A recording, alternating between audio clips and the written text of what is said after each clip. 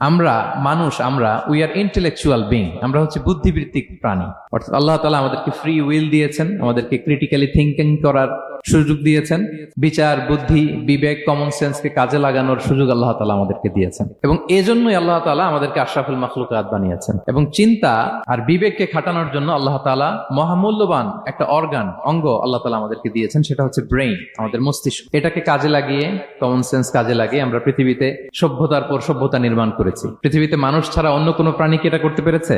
এবং আপনি শুনলে অবাক হবেন, আমাদের এই যে ছোট্ট ব্রেইনটা, খুব বেশি না কিন্তু ওজন, একটা প্রাপ্তবয়স্ক মানুষের human brain on an average 3 pounds, মানে 1.5 কেজি। এই 1.5 কেজি ওজনের ব্রেইন দিয়ে আমরা পৃথিবীতে এই সভ্যতাগুলো বিনির্মাণ করেছি। আমাদের এই ব্রেইনের মেমোরি ক্যাপাসিটি, মেমোরি স্টোরেজ অনেক বেশি। বিজ্ঞানীরা গবেষণা করে ওনারা জানিয়েছেন যে আমাদের হিউম্যান ব্রেইনের মেমোরি হচ্ছে 2.5 পেটাবাইটস। আপনারা মেগাবাইটের নাম শুনেছেন, গিগাবাইটের নাম শুনেছেন, পেটাবাইট হয়তো অনেকে শুনেন না। পেটাবাইট আরো অনেক বেশি, অনেক বড়। তো এক